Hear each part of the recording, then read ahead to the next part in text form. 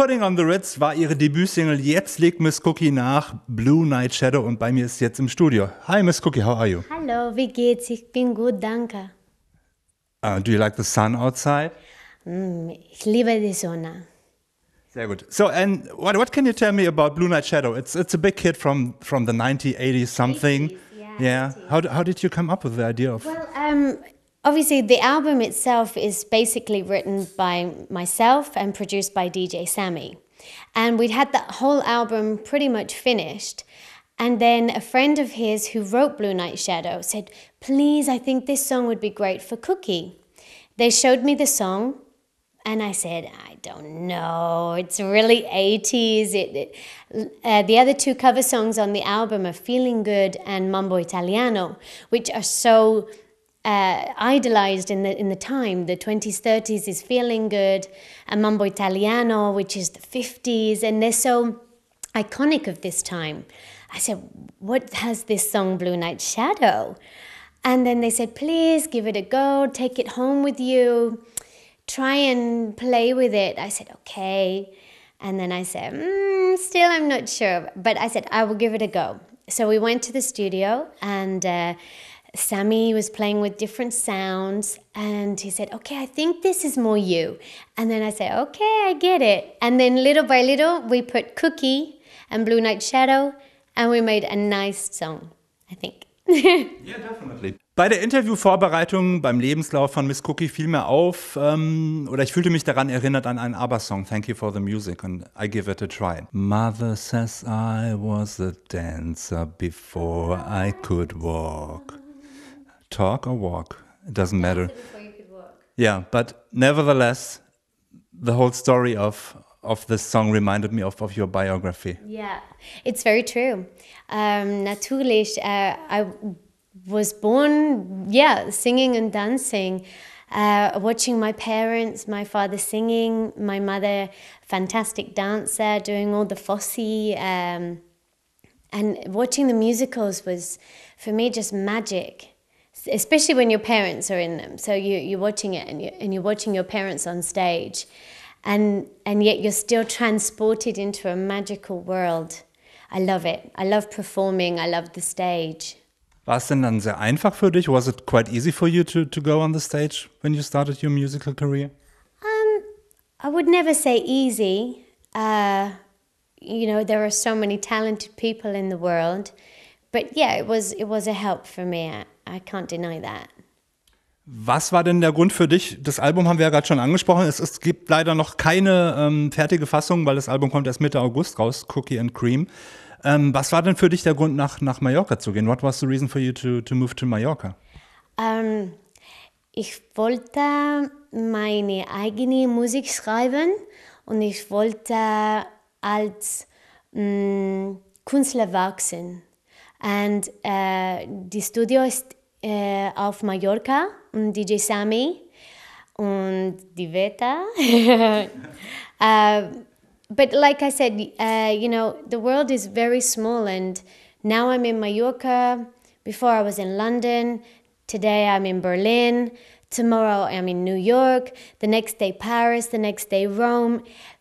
It doesn't matter where you live. You just have to move now. That's it. So you're a classy jet setter. As one of my songs says, I go around the world. Wo hast du denn den Fokus drauf gelegt bei der Albumproduktion? Ich habe gehört, dass du einen Teil der Songs oder nahezu die Hälfte der Songs nochmal neu gemacht hast. Where did you focus on the album? And I've heard you did half of the songs, you wrote it again, or what was the problem? Yeah, I think that people wanted to put their own influences into the album. For example, putting on the Ritz, it wasn't exactly my choice. And like I said just now, I wanted to write my own songs. And other people had ideas that we should go more for the covers, more for the musicals.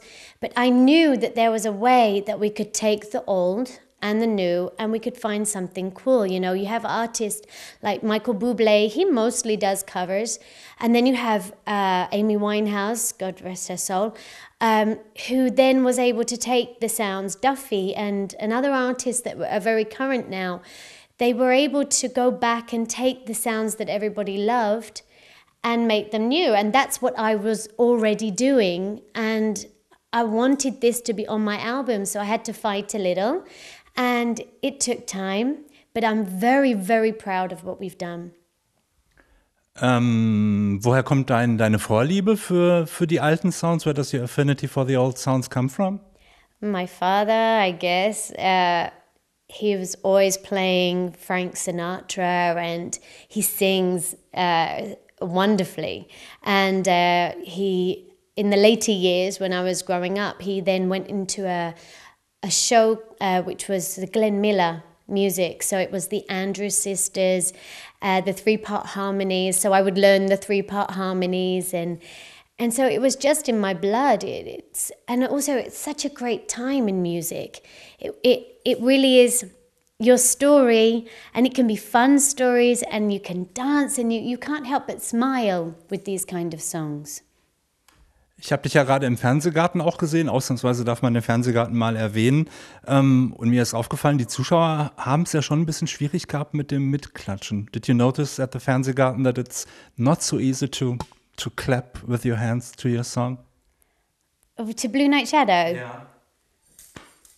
Yeah, because it's kind of like an offbeat. It's right. Yeah, I mean, I did notice that the audience didn't quite, yeah. But it's not really a song that you're supposed to stand and clap to. You know, it's a song that you're supposed to be kind of bobbing to anyway. So that was the kind of, that was the style of the time. It wasn't a song, you know, now people just do like a sidestep or a bounce when they're in the clubs, in the discos. But in the times that we're talking about, the 40s, people were really dancing together. The Charleston, it was all body movement, so it wasn't just a beat, you know, it's bump, ta, ta, ba-da, ta, ta, ta. You have to get into it, you can't do... German style. You can't. You have to concentrate, you have to be in the music. Wie sieht's denn mit dem Beat live aus? What about your live shows? Are there any plans yet for a small club tour or? I hope so. It's in the movement. It's in the process of being arranged. My management are very much trying to organize great, because we need to have it in places where it makes sense. Exactly what you just said. It can't be to just General Joe who goes like this. You have to be in a place where people really can feel it. We have to have a dance area. We went to the CSD Gay Festival. Oh my goodness, that was perfect. Absolutely perfect. Because even if they didn't know the words, by the end of the concert, they were singing along to the songs, you know? And especially on the album, we have a song called My Man, Miney Man. It went down very well. You know, it's just, my man, I'm gonna marry my man. You know, it's, woo, you mean too shabby. You know, it's all that kind of feeling. And we had the boy dancers ripping their shirts off. I was sitting on them. They were crawling along the floor. I mean, it was madness, but perfect. So it's just a question of time that the first Miss Kookie impersonators on the CSD will show up. I am longing for it. I tell you what, I'm dreading it in some respects because their bodies are incredible. I mean, did you see the CSD show? The presenter, she was gorgeous. She was like 2 times my height and half my size.